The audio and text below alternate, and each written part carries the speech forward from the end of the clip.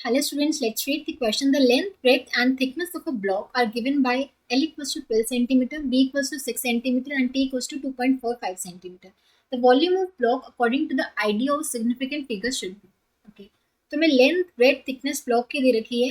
L हमें दे रखा है 12 सेंटीमीटर, B क्या है 6 सेंटीमीटर और जो थिकनेस है वो क्या दे रखी है 2.45 सेंटीमीटर. अगर मैं वॉल्यूम निकालनी हो क्या हो जाएगी लेंथ इंटू ब्रेथ इंटू में थिकनेस. अब यहाँ पे हमें according to the idea of significant figures इसका करेक्ट आंसर बताना है.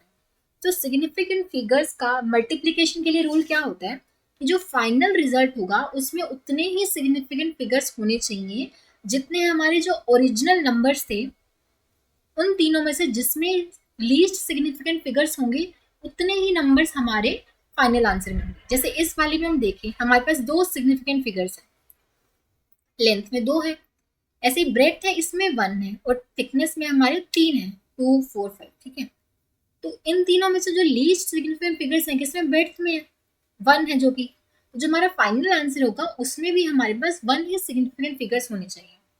अब आप लेंथ ब्रेथ इसको एक बार नॉर्मली आप इसको मल्टीप्लाई कर सकते हैं. 12 इंटू में 6 इंटू में 2.45 हमें कितना मिलेगा 176.4 सेंटीमीटर. अब नॉर्मली तो हमें ये मिल रहा है लेकिन ये चार सिग्निफिकेंट फिगर्स मिल रहे हैं तो हमारा फाइनल आंसर ये नहीं हो सकता. Final answer according to rule of significant figures हमारा जो फाइनल आंसर में सिग्निफिकेंट फिगर्स हैं 1 ही होने चाहिए, क्योंकि जो लीस्ट सिग्निफिकेंट फिगर्स हैं इन तीनों नंबर्स में से जो ओरिजिनल नंबर्स हमारे थे उनमें से जो लीस्ट नंबर सिग्निफिकेंट फिगर्स होंगे वही हमारे फाइनल आंसर में होंगे. तो फाइनल आंसर हमारे 1 ही पॉसिबल हो सकता है. ठीक है, तो इसको हम 1 तक राउंड ऑफ करने के लिए इसको हम ऐसे भी लिख सकते हैं 1.764 इंटू में 10 की पावर 2 लिख सकते हैं. 2 डेसिमल हमने यहाँ पे शिफ्ट कर दिए तो 10 की पावर ये 2 हो गया. ठीक है, तो अब इसको हमने 1 तक ही राउंड ऑफ करना है. 1 तक राउंड ऑफ करने के लिए अब यहाँ पे लिख सकते हैं कि ये दो तो इसको हम डायरेक्ट हटा सकते हैं लेकिन फिर भी 1.7 बचेगा.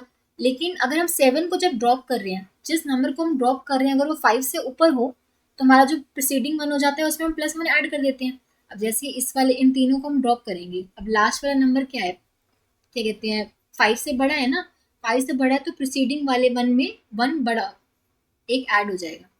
सॉरी, ये वाला जैसे हमारा आ रहा था इसमें हमारा जो 1.764 है इन तीनों को अगर हमें इसको 1 तक राउंड ऑफ करना है तो इन तीनों नंबर को ड्रॉप करना पड़ेगा.